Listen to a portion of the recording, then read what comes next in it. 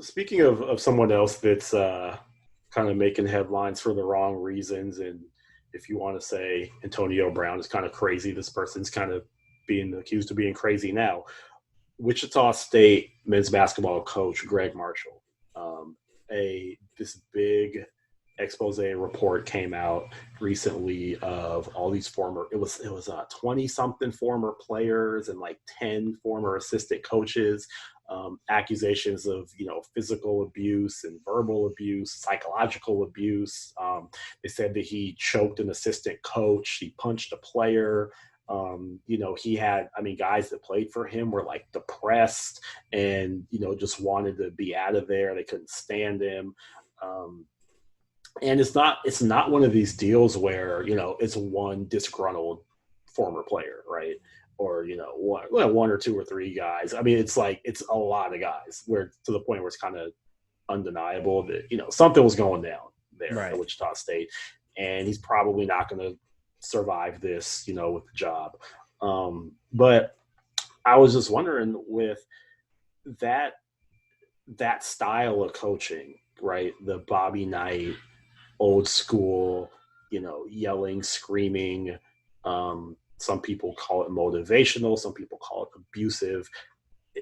Is there like room in sports anymore for this kind of coach?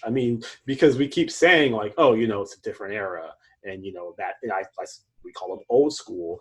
But every few years, you still see a story like this pop up of a play in men's basketball, women's basketball, high school football, little league baseball. Like, there's still coaches like this out there, but it's like, is it ever going to go away? Is there room for this? Like, how do, what do you think? I think eventually it dies out. I think we're watching it slowly be suffocated as it is. And no, there's absolutely no room whatsoever for that form of leadership in general. There's no room for it. And the problem I have with it is you still have this group of people who turns it into this, well, if you can't handle it, you're a snowflake and this and that and the other thing and blah, blah, blah, blah, political blah. correctness. Yeah, and, right. That. But here's the reality. It's not even that more so than just like there is a far better way to connect with people than to yell and scream and punch and kick and spit and disrespect. And especially as I open up about myself a little bit, I spent 8 years working for a particular place. Don't need to say who it is, where it is, whatever, because it doesn't matter. Spent 8 years. And the guy that I worked for, the guy who owned the place, that's how he ran the joint. He cussed you out. He MF'd you, called you a bitch, told you sucked at your job. Every day was just made your life a living hell. Like, got enjoyment out of it. You know what I mean? And numerous times people had confronted him and, asked him, well, why are you like this? Why do you find this? Like, why do you treat people like this with such hate and venom? And his answer every time is just, I am who I am. And I don't change for no one. Yeah. And, man, I spent 8 years working for this guy. And it pushed me to crazy, intense depression. Thoughts of suicide, all of it, bro. Just feeling so trapped, wanting so like with these boys who are playing under this coach, they want so badly to live out this dream, right? And to earn this rite of passage to be able to whether enter the league or have their schooling paid for, whatever their reason for being there is, right? And so what do you do? Do you quit? How's that an option? For me, myself, it's my drive and my need to take care of my wife and my 2 beautiful boys, my third one on the way. And so what do? Do I just quit? I don't have a job lined up. So how do what like I at least I know I have this job, and this job pays the bills and does what I, you know what I mean? It covers that. So and it took me 8 years till I finally just the wrong thing was said to me, and I stood there, thought for a minute, then just got in my car and left. Never went back. Never again. Mm-hmm. Never been to that place once in my Mm-hmm. life ever since. So it like I get that and I understand that feeling, and it's so God, it's suffocating, man. It's very suffocating. And so I feel for those kids who went through that, and no, there's just no excuse for it, man. There's no excuse to treat human beings like that. We're all there for the same common goal. We're all there to work hard and do what we need to do, and yeah, sometimes we need to be held accountable, and sometimes you're going to have to remind us why we're there. But you don't need to treat me like I'm some piece of dirt on the ground to get your point across. Mm-hmm. So I think you hit it on the head, and I think there's a reason why we see this. I think in college sports more than any other level. I think in the pros, they make too much money, and they're just like, like you're not gonna talk to me like that. Like I make more than you. Like screw off. You know what I'm saying? right. Like you don't see that in the pros. I think in high school, the kids are still connected to their parents enough that you're not going to be able to get away with that for too long, because these kids, No. because they're going home every day to their parents, and their parents are going to notice like something's wrong. What's wrong, right? I think college, and is Little League even more so. Like parents are at practice, and what I'm Right. saying. And parents think they can coach the team better than the coach can, and so they're involved, like a mug. Why you see this in college so much is you got these kids and they're away from home, and they're on scholarship, and they're trying to make it to the NBA or the NFL or whatever, and they're kind of stuck, and they feel like I can't. And that's what makes it worse, because you know what, Yeah. especially the ones there on scholarship or whatever, Mm-hmm. they're there because their parents or their family or whatever maybe comes from a low income portion of America or whatever the case may be. And these parents are telling this coach, as he comes to their house and eats their dinner and sits down with them and explains why his school and his program is going to be the best one for little Johnny to live out his dream of either becoming an NBA superstar or having free college and becoming a doctor and helping you guys get out of it. You know what I mean? Mm-hmm. And they tell, like, okay, I'm trusting you with my baby, with my life, with my everything. And those of you watching that have kids, you understand what I'm talking about when I say that. And I'm sending him off to you to take care of him because you're going to help him achieve his dreams. And that's how he's treated. Oh my God. Yeah. And every college coach will tell those parents, our program's like a family. I'm going to be like a father to them. Especially and for the kids who don't have fathers, it runs even more deep. And bad. Yeah, because they're in this position where it's like, okay, this guy kind of like holds my future in his hands.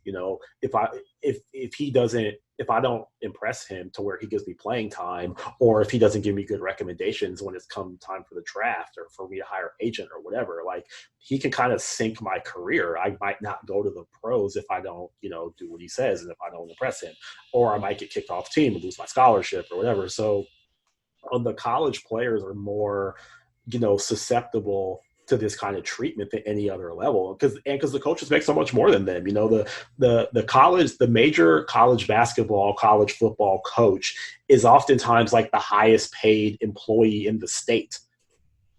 Like above and beyond government officials, right? And yeah, I mean, yeah. At public schools, like they'll be the highest paid player in the state or in the city or whatever, and like.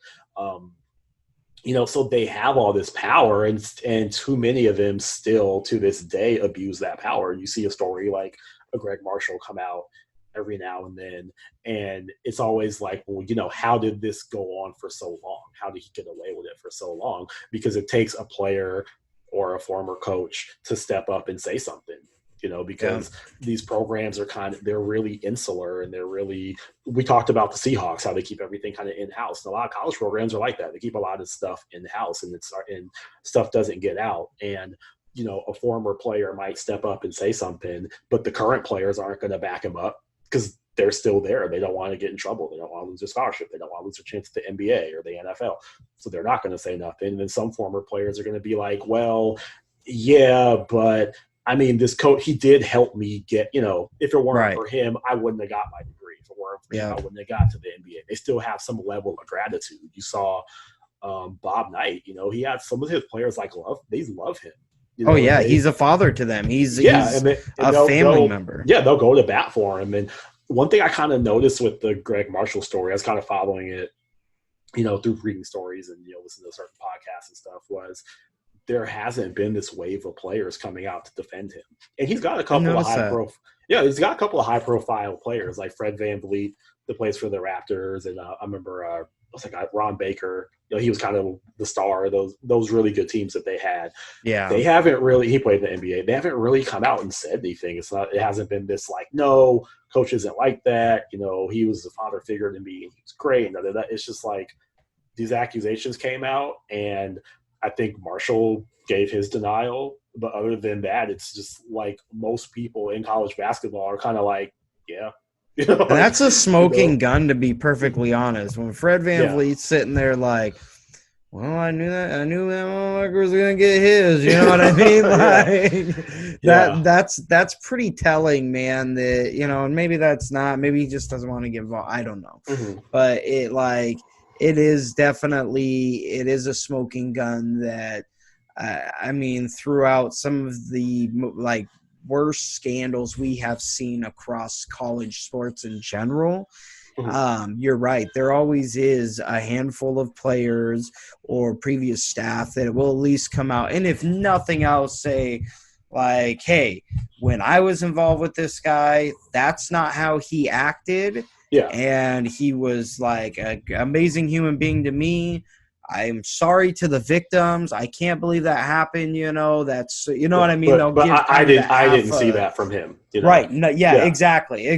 And so, but you don't. I mean, nothing. There's complete radio silence across the board from any former players, former staff, unless they're coming out to say that he punched him in the throat or whatever.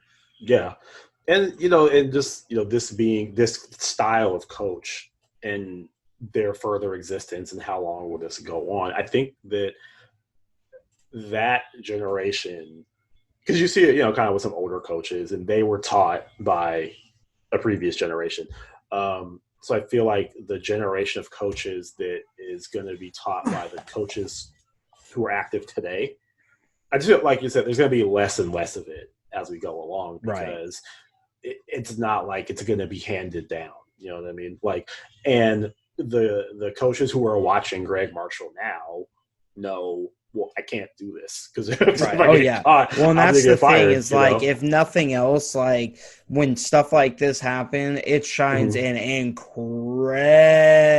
magnifying glass on and it's sad that it has to get to this point for it to happen.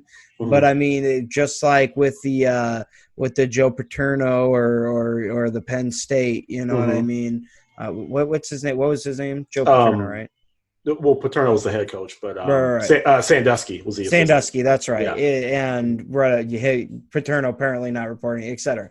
Anyways, but as horrifying and stomach churning as that entire situation was, if there's any silver lining out of it is as far as what I've seen, right, is the glaring light that it shined on college sports across the board when it comes to sexual assault and that kind of stuff. So, that's just the hope that this is just another thing that helps kind of stomp that fire out. Because, just in general, look at the success that coaches across all sports, the player coaches, the Pete Carrolls, the Sean Paytons, the John Harbaughs, the Brad Stevens, the Sean McVays, And the list goes on and on. I mean, these are all coaches who have been to championships or have won championships or have had major success in their field, you know, and they're all they're all player coaches. That's what they're considered, because instead of taking this hot fire venom, you know, approach, this closed fist approach, they have an open palm approach where these players understand that this is a guy that will like run into battle with us, yelling and screaming, ripping his shirt off, you know, so we want to go to battle for him. You know, this is a guy who allows me to be me and doesn't try to make me something or someone that I'm not. And so I'll die for this man. Yeah. And it's another thing too on the college level that I think would be helped if we ever get to the point where college athletes can make money.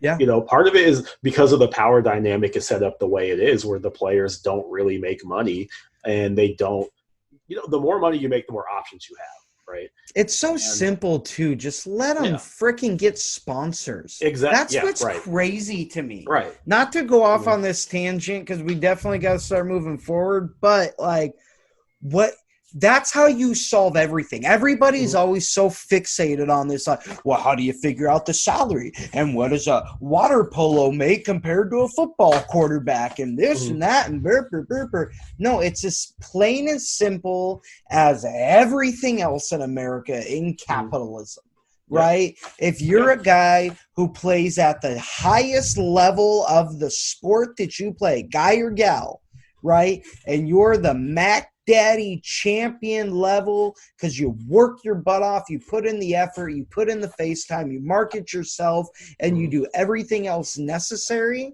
right? Then you're going to make a buttload of money. If you're someone who's there getting a free ride scholarship to school and you sit on the bench and maybe you don't put in the same kind of effort, or maybe you just don't have the same kind of talent, which is okay.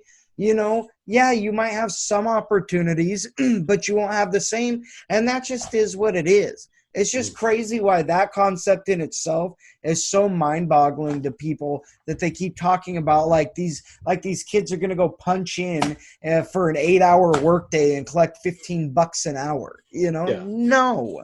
Let them get sponsorships. Let them have an agent. Let them get that worked out, and then they can make their own money. It doesn't have to come out of anybody's pocket. And I've always said that. I'm like, you don't need to like set up this pay structure. You just need to relax or eliminate a lot of these rules you have that don't allow the athletes to get money from outside sources. Yeah, if a dude wants to stand at a table and say, "Hey, $20 a headshot," and I'll sign him. Why, like, allow him to do that? Him or her. Allow them to do that. Not that it would happen, but when I was in college and I worked for the school newspaper, if I had become some little minor celebrity on campus, I could have made, made money signing autographs or taking pictures, or I could have gotten an endorsement deal or whatever. Not that anybody would do that for a student newspaper journalist, but if I played sports, I couldn't do that. Right. Bro, you couldn't even, like, your coach couldn't even bring you a bag of freaking tacos. Right. Like if your coach brought you tacos. I remember Arian Foster. Remember Arian Foster? Yeah. Yeah, I remember him talking about how like he got brought under scrutiny or whatever because he was talking about how like he was so poor and he was so hungry that his coach would bring him tacos. And the first thing that people wanted to talk about, well, that's a violation. That's an NCAA violation. You know, like that's bull crap. And I understand that you have to regulate that. You don't want schools buying players out of high school, whatever. But at the same time, allow these kids to market themselves and make their own damn money. It's that plain and simple. And if you do that, they have more power, they have more options, and they don't have to take the crap of somebody like Gregg Marshall. Right. And they can create a life, right? They can get the opportunity to create sustainable wealth. Right. Because, again, like we talked about, a lot of these kids are coming out of very low income deals. Right. So they have families that for generations have not known anything but poverty. Right. So it gives them the opportunity to build some kind of sustainable wealth whilst attending school and getting a degree and not have to continue to bank on this lottery ticket that is the NFL, the NBA, the MLB, whatever, right? Like, and because the reality is once they get there to those leagues, like, yes, they definitely step up in terms of wealth, but like, it's not until that second or third contract that they're signing for $100, $200, $300 million. You know what I mean? So there's still a lot of work to be done to build any kind of sustainable wealth that's going to allow a player to take care of his family for generations and generations. And for the NCAA and for college basketball in particular, if you do this, you might have some players stay in college a little longer, which makes your game a little better. You know, like the guys who leave after their freshman year, maybe they're not really ready, but it's, well, no money versus maybe I'll make NBA minimum or overseas money or whatever. If that guy could be like, you know what, like, you know, I made like some decent money in college this year, you know, like it wasn't terrible. Like, okay, like I'll come back. You know, I'll come back for another year and, you know, improve my game and make myself more marketable for the NBA. And I feel like I have something to come back to other than just a scholarship. Right. Then, you're going to have guys stay in college a little longer. And then that's going to improve the quality of college basketball. Yeah, you have a better product all the way around. You have highly marketable players, right? That people which will make the NCAA which will make the NCAA more money. Right. And we know that's all they care about. Exactly. So, it makes no sense why they're so. It's just one of those like old BS. Like it's almost at a point now where like the NCAA can't say yes because they said no for so long. They're like, man, if like we break now, then we'll look like such fools. It's just that's just how it's always been. Is the only argument. Right. Exactly. Exactly. Well, that's just how it's always been. Like, and it's not good enough anymore. So, anyway, like, so I mean, not really a good transition you can make out of that. So I'll just get out of that.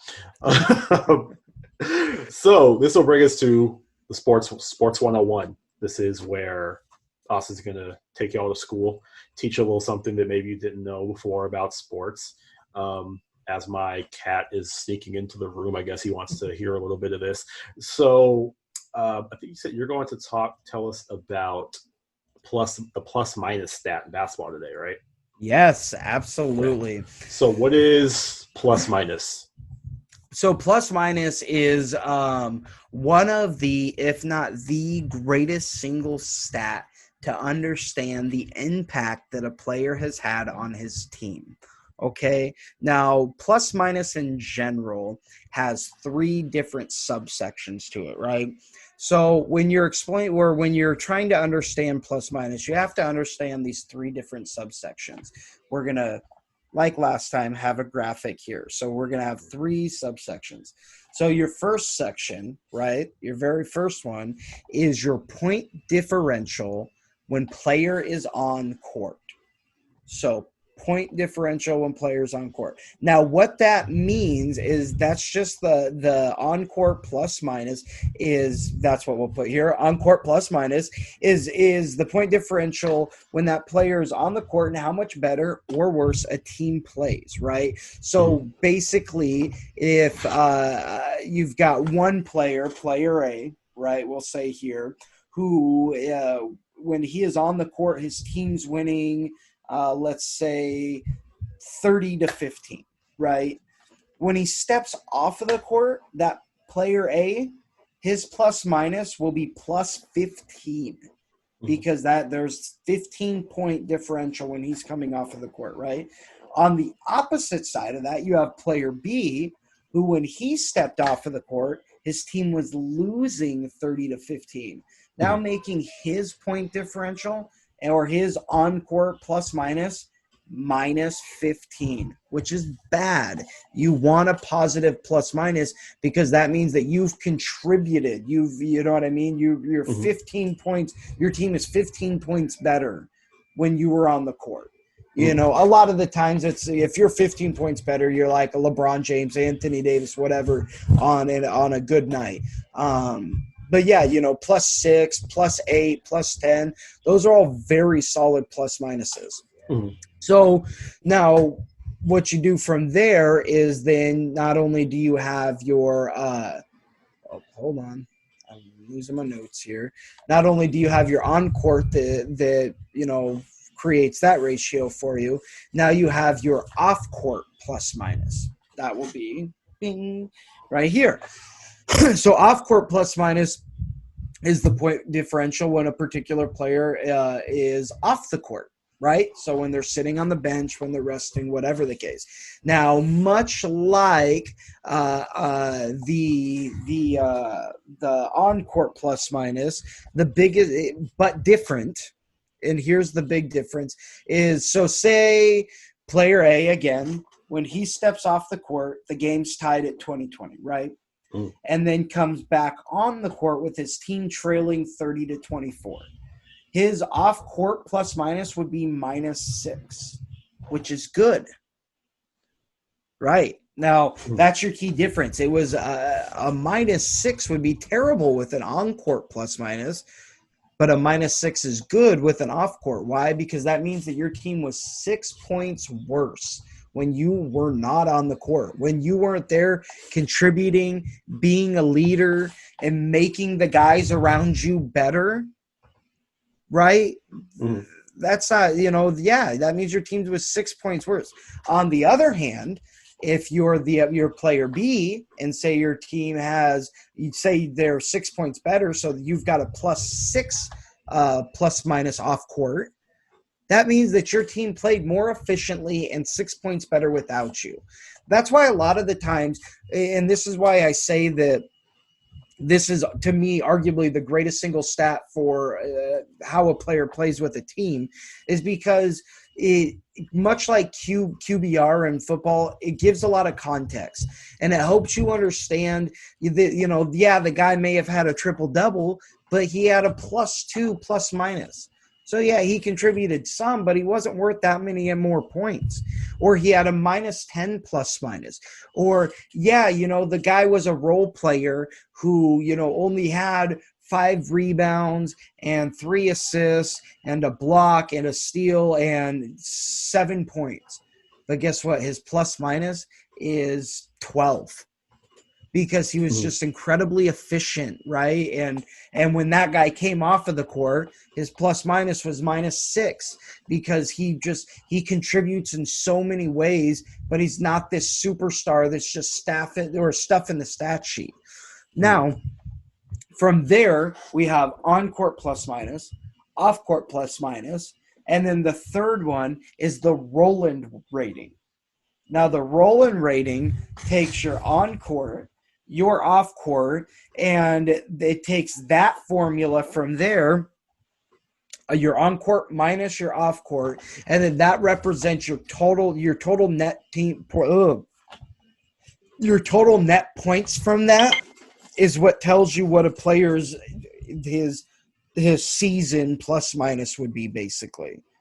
Right. And so when you combine all of that, you create your Rowland rating, and that tells you how well did that player play within that team, within his role, and within the system that coach implemented.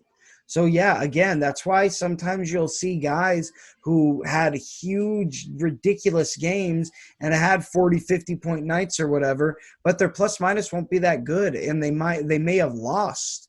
Right? Because they scored inefficiently. They scored in garbage time. They didn't make the shots when they needed to. And then again, on the flip side, you'll see Mr. Triple Singles like Draymond Green, or major role players like Rajon Rondo through the playoffs, stuff like that, with very high plus minuses in double digits. Plus, even though they didn't have all these crazy stats, they just were incredibly efficient, and they made their team better by just doing nothing other than doing their job. Is there an element of it, though, where, like, you were on the court while good things were happening, but it wasn't necessarily that, like, you were doing all the good things? You know what I mean? Like, I'm looking at – because, okay, I looked at the last the last close basketball game that we saw was Game 5 of the NBA Finals, right? That was the one that came down to LeBron passing the ball, Danny Green, and him missing the three. So, as good as Jimmy Butler was that game, and he took that game over, triple-double, right? 35, 11, 35, 12, 11, 5 steals. His plus-minus was +5. Duncan Robinson plus-minus was +7. And he had a good game, 26 points at 7 threes. He had a huge game. Is that enough of a difference to be like do you use that and just go, oh, well, Duncan Robinson played better than Jimmy Butler did that day? Well, like, is it that simple? Yes and no. Again, that's where it does kind of help add context, right? Because it also, it more so than anything else, it tells you how the player is playing within the team, right? And not just for individual accomplishment or individual statistics. It tells you how, so on that night, Duncan Robinson did his job slightly better than Jimmy Butler, despite Jimmy Butler's big, deal. But yes, there is some degree of the fact that, Duncan Robinson's on the court at the same time that Jimmy Butler's going on a 10-0 run against the Lakers. You know what I mean? And I guess I could understand that part of it. But it also takes into context not just the offensive side, but again, also the defensive side. And so if Jimmy Butler's going on a 10-0 run and then they pull him off the court, well, then he would have a +10 plus-minus, right? However, on the flip side, if Jimmy Butler's off the court and the team as a whole goes on a 20-point run, well – yeah, Jimmy Butler played great, and went on a 10-0 run by himself and played iso ball and slashed against LeBron James and just killed it. But guess what? He didn't necessarily play within the team and allow the team as a whole to play to its full potential. Yeah. Now, that game in particular, I think Jimmy Butler, he played Daner the whole game. I think he played like all but 43 seconds. All but 43 seconds. So it's kind of just like, okay, well, and they won by 3. So while he was off the court, like one bucket happened. He was pretty much on the court the whole time. Right. So, yeah. And so again, now when you take a stat like that and you're talking the guy has 43 seconds of plus minus, and in that 43 seconds, maybe the Heat was able to hold the Lakers off from one shot, and they held on to the ball themselves for a single shot. You know what I mean? So, I mean, collectively, the entire game is the whole plus minus. And what did the Heat? How much did the Heat win by in that game? 3, I think. Right. So plus minus a 5 and a +5 and +7. That's a pretty damn good plus minus given how close that game was. You know what I mean? Yeah. And then that same game, just for context, if y'all remember if you watched it and remember how it went down, Anthony Davis was a +7 in that game. LeBron was a +7. Danny Green, the GOAT, the not the GOAT greatest of all time, but the way we used to say GOAT, like the guy who blew it, he was a +12 in that game. Yeah. And Kyle Kuzma was a -17. And if you remember during the series, there's a lot of Lakers fans that were ready to get rid of Kyle Kuzma. There was the petition that, like, if they get a ring, Kyle Kuzma doesn't get one. Right. So just to show you his contribution. And that's the thing is that just following that stat itself. Now, again, to me, it's the single greatest stat to show again how well a player has played within his team and how well a player has played in that system and in that, you know what I mean? I wouldn't say it's the single greatest indicator of how good a player is, period, right? But it definitely is the single greatest stat to tell you how efficient that guy was within that particular era, with that system, with that coach, et cetera, because it just helps provide a lot of context or at least some understanding instead of just the guy had a huge triple-double night, but, his team lost by 20. Well, he didn't play that bad. Well, he had a -15 plus minus. So, yeah, he was out just to get his, and that was the problem, Okay. All right. Well, as usual, I think I learned something. And then next when we get basketball back, whenever next season starts in pros or college, you can watch the games, go back and look at the box score, check that plus minus, and see if Austin knew what he was talking about. Be like, you know what? I watched that guy. He had a good impact on the game, and look, his plus minus reflected it. Or that guy had a good stat line, but he didn't really impact winning, and his plus minus reflected that. So something to keep in mind. In when are we getting basketball again? November for college, Right? yeah. January for the pros. Anyway, all right. Yeah, they get like 2 months off. yeah. I'm not really complaining though. I'm kind of excited for it again. Yeah. I'm not either. Yeah. So because we got the World Series going on, I've been finally watching baseball. I hadn't really watched it this year much at all after it kind of became clear that the Mariners weren't going to do anything. I'm watching now. So I'm kind of in this baseball mode. So as I do every week, I'm going to tell you about what I'm going to tell my kids about in the future when they're older than they're currently. My two twin boys are currently 4 months old. So when they can understand me and I don't sound like the parents on Charlie Brown. When they know what I'm saying and we start talking sports, I'm going to tell my kids about Ichiro Suzuki. My history with Ichiro is kind of funny. So I was in college when he came to the Mariners, 2001, and was writing for the school paper. And I remember at the time, the Mariners were interested in Gary Sheffield. I don't know if y'all remember Gary Sheffield. Oh, yes. The great power hitters of that era. I love Gary Sheffield. He was one of my all-time favorite players. He was in the mix for, the Mariners were maybe going to sign him. We're going to try to trade for him or something like that. And he was one of my favorite players. I really want Gary Sheffield. Then I start hearing about, they're going to get this guy, Ichiro Suzuki from Japan. And I'm like, who is Ichiro Suzuki? I've never heard of this dude. I don't follow Japanese baseball. Mm-hmm. He's like this little guy. He doesn't hit homers. He just looks like this little. I'm like, wait, we're getting this dude over Gary Sheffield. I wrote a column about it for the school paper, basically being like, nah, man, I don't even know who this dude is. You need to get Gary Sheffield. This, they're going to regret this, whatever. So, in response to that column, fellow student at my school named John Boyle. You might recognize his name. He writes for the Seahawks.com now. I think he covers. I do Seahawks actually, yeah. So local people up here in Seattle, you probably recognize John Boyle's name. I'm gonna take a little bit of credit because I kind of think I might have got John's journalism career started because he wrote a letter into the paper. It was basically like, "You're a dumbass. Ichiro's dope." You have no idea what you're talking about. Yeah. Basically, it's like you have no idea what you're talking about. You don't know baseball. She's, probably right. And I'm like, okay, do you want to write a response column to what I wrote last week? And he's like, yeah, absolutely. So I believe that was John Boyle's first piece of published sports writing, at least on the college level. And he went on from there to work for the Seattle Times and then to work for the Seahawks as he does now. So if John gets this, I'll try to remember to tag him when we post this on the social medias.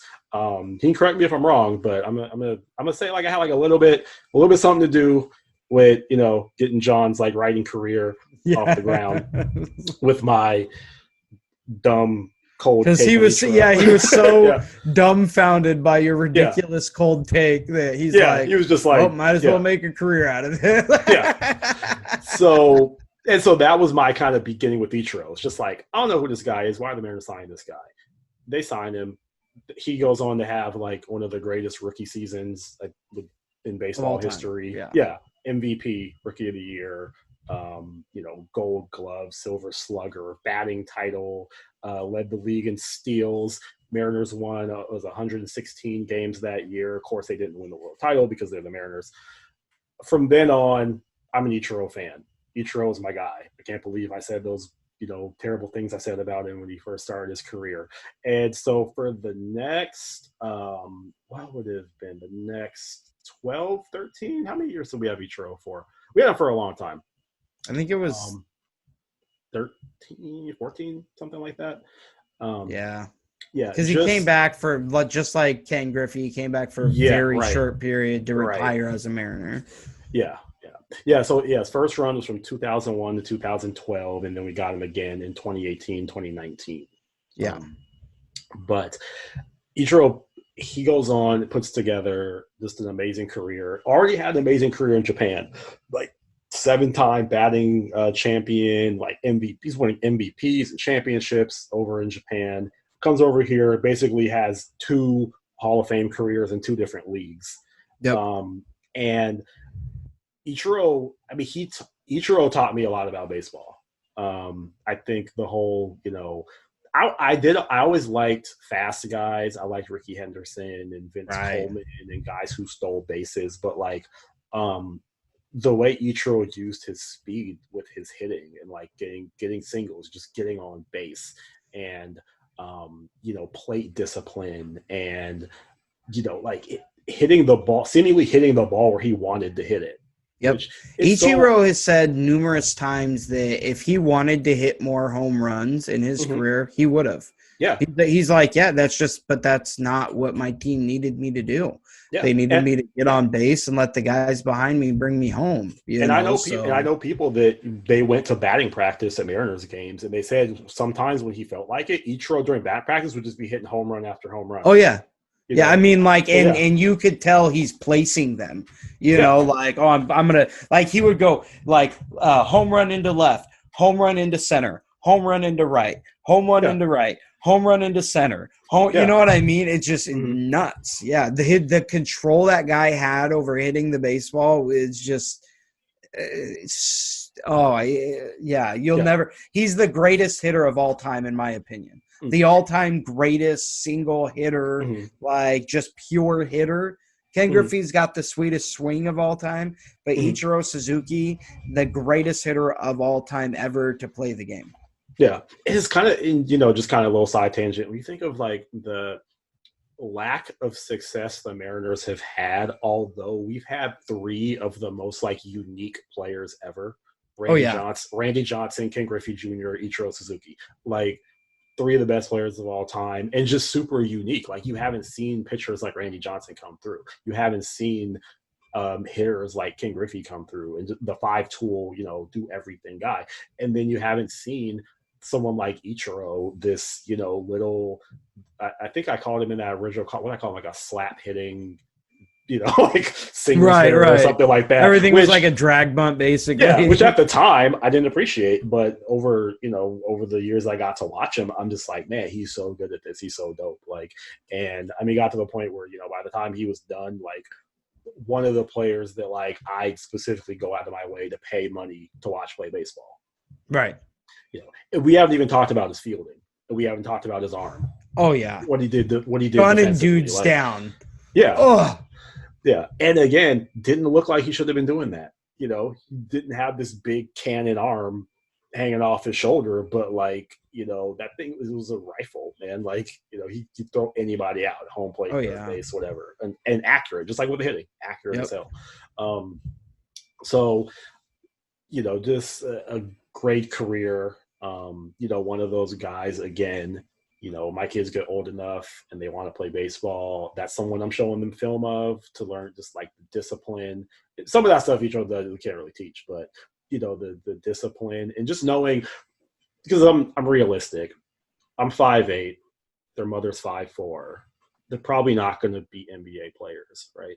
They're probably they're not going to be, NFL receivers. Like, they might be size-wise. Baseball might be their thing.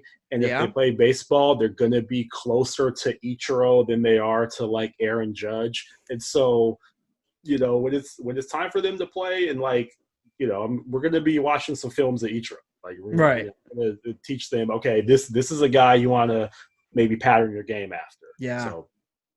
So that's my segment for the week. I'm going to be, when the time comes, telling my kids about Ichiro. Wish you would have been able to, help us get that. It's actually a good day to shoot this today, because I believe today is Ichiro's birthday. Is it?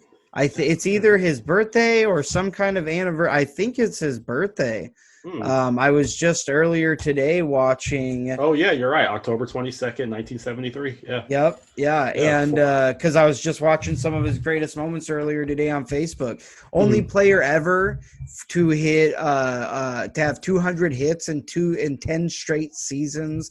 Single season hit record holder, with both professional careers combined, Mhm. more hits than anybody in professional baseball ever in the history of the game, Mhm. across all in the entire world. The guy just, and again, that's not even getting into his Mhm. fielding. I could spend an hour on that, and Yeah. his speed and Yeah. his IQ. It just, yeah, he's an incredible player. And the only sports bobblehead I've ever owned, because I always thought bobbleheads were kind of dumb. But I went to a game and they were giving out Ichiro bobbleheads. I'm like, oh yeah, I'm getting the Ichiro bobblehead. I'll definitely So, take yeah, one of those. Yeah. I'll get one of those. Yeah. Right. So I think we could go from there. I mean, going off of my massively wrong cold take 20 years ago to our closing cold take segment of the worst takes that we've heard in the sports, the sports groups and on sports Twitter, sports Facebook, the sports argument shows. So did you hear any particularly bad takes this week? I did, and I just gotta start this by saying I am a LeBron fan. Okay. I am wholeheartly a LeBron fan. I'll admit that 100%. I think Michael Jordan's the GOAT. But yeah, I enjoy greatness, and I will never hate on it, and I will never demean it or belittle it. I will always do my best to enjoy it while I can. I do the same thing with Tom Brady. I do the same thing with Alex Rodriguez and all of them. You know what I mean? All these controversial whatever, like I do not take anything away from their sport, from their talent, and anything in any way. I enjoy watching it. And I'll jump in right there and just say, I don't know who needs to hear this, but you can be a LeBron fan and not think he's the GOAT. Right. Not every LeBron fan thinks LeBron's the GOAT. Not every LeBron fan thinks that he's way better than Michael Jordan. Not every LeBron fan thinks he's better than Kobe Bryant. So it's okay if you talk to a LeBron, if you find yourself in a debate with a LeBron fan, it's okay to not lump them in with the LeBron fans, because there are a lot of LeBron fans that do think he's the GOAT and they do say some crazy stuff. But that's not everyone, Right. And another thing, you can be a fan of LeBron and Michael Jordan and Kobe Bryant. You can like all three players. You can appreciate all three of their games. This is a thing that is possible to do in the year 2020 in this thing we call sports. A lot of people do it. Like I like LeBron James. I also like Kobe Bryant. I also like Michael Jordan, and I like Magic Johnson, and I like Kareem Abdul-Jabbar. Right. And I like a bunch of different basketball players. You don't have to pick one guy and that's the guy, and you can't like anyone else. That's the only guy I ride with. And you have to hate, I don't have to hate Kobe because I like LeBron. I don't have to hate LeBron because I like Kobe, and vice versa. And so anyway, go ahead. I'm sorry. Yeah, no, and I wholeheartedly agree. It blows me away. That's why I made my speech, because it just appreciate greatness while you see it. Yes. Appreciate talent and greatness and quit trying to demean and belittle, or quit trying to just put it on this pedestal that it's not. Just appreciate it for what it is while you get to enjoy it. Anyways, the cold take of the week that I have found was Dennis Rodman is a better player than any teammate that LeBron James has ever had. Now, the context of this conversation and this cold take is a LeBron fan, a LeBron stan, very much so, trying to state that Michael Jordan had far better teammates and far more weapons during his 6 championship runs than LeBron ever had, stating that Dennis Rodman, a guy who is a clear-cut, I guess, number 3 superstar on that Chicago Bulls team, like not even really necessarily in the prime of his career, maybe towards the back part of the prime of his career. So that guy was better than any teammate that LeBron James has ever had, including Dwayne Wade, arguably the 3rd greatest shooting guard of all time behind Michael Jordan and Kobe Bryant, including Chris Bosh, who led numerous Toronto Raptor teams to second rounds and so forth, and put up huge numbers. I mean, the list goes on and on. That's just the Miami alone. So I'm sorry, that is about as ice cold as it gets. The thing I could say about that is I could say if you really compartmentalize things, like, was Rodman a better defender than anyone LeBron ever played with? Yeah, you make that argument. Yeah. You know. Was he a better rebounder than anyone LeBron ever played with? Yeah, absolutely. Right. Overall player, though, I mean, you can't look past the offense. It's such an important part of that. You can't look past the scoring. It's such an important part of basketball. I mean, at the end of the day, it's about who scores more points than the other team. And it's just really hard to argue that, you know, a single-digit scorer, intentionally single-digit scorer like Dennis Rodman, who, I mean, like, he avoided shooting the ball. Would not shoot. He's like a Tyson like Chandler. He didn't want to shoot. Yeah. Like, it's really hard to argue that Dennis Rodman overall is better than Dwayne Wade, even when you consider that Dwayne Wade was, by the time LeBron and Wade's last year together in Miami, Wade wasn't like the D-Wade that we saw in 2006. He was sitting out most of the season. Yeah, he was hurt a lot. You know, I think that was the first year he averaged under 20 points a game. Even if,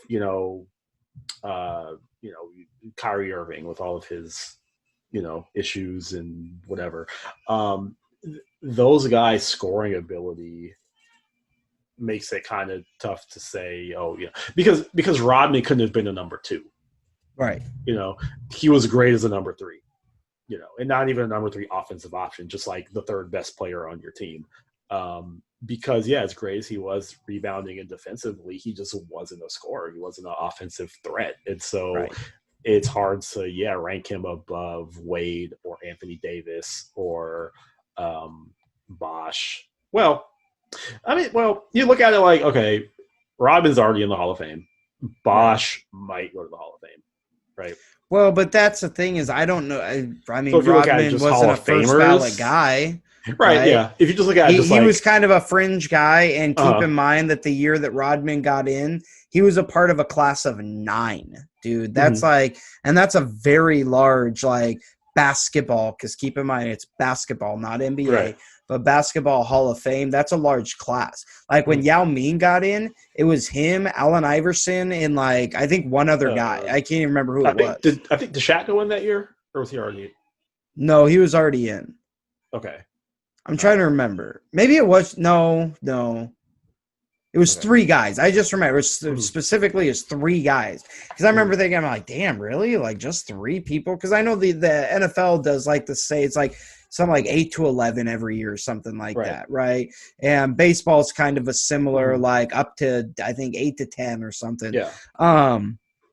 But yeah, so I guess, if we're going to try to compare rings to rings, right? Like this championship had a harder road to get to than this championship, right? Then if we're also doing that, then we are comparing Hall of Fame to Hall of Fame. This guy wasn't a first ballot. He was kind of a late entry, a fringe entry at that. And he was a part of one of the largest Hall of Fame classes in recent memory. So that was kind of we've got a bunch of guys that probably we should get in there. So let's get them in there. I mean, you could say that Rodman was better than a lot of guys LeBron's played with, but as far as where he'll go down in history, because, Kyrie Irving, great scorer. He's not going to go down in history as better than Dennis Rodman. Yeah, I don't know that he even becomes a Hall of Famer. But it's the 2 it's Davis and Wade. are the ones that you're like, they're going to be considered better than Dennis Rodman historically. So Anthony Davis could retire right now and historically be considered a better overall player than more skilled. However you want to look at it, more skilled, better stats. And that and that's the thing is like that's the same argument like that I can see as a legitimate argument for anybody to make when it comes to LeBron being the GOAT. Right? Like, I don't get mad at somebody for saying that. This same person who said this ridiculous cold take, he would tell you that LeBron is the GOAT. And I can see the argument because to me, yes, LeBron is the most skilled basketball player that I've ever seen in terms of just overall ability. And even early in his career when he was actually an elite defender, the guy just had incredible skill and he was bigger, faster, stronger than everybody else on the court, and could shoot, but had a few handful of different moves in his arsenal. Play top tier defense. I mean, So if you're talking about the eye test, 100%, I could agree with that. Yeah. I'm not going to have a cold take worse than what I said about Ichiro, so I'm just going to that'll be my cold take for the week is my own cold take on Ichiro. Back in the day, it just looks so bad now. So terrible. Just the worst. So, all right. So you want to take us out of here?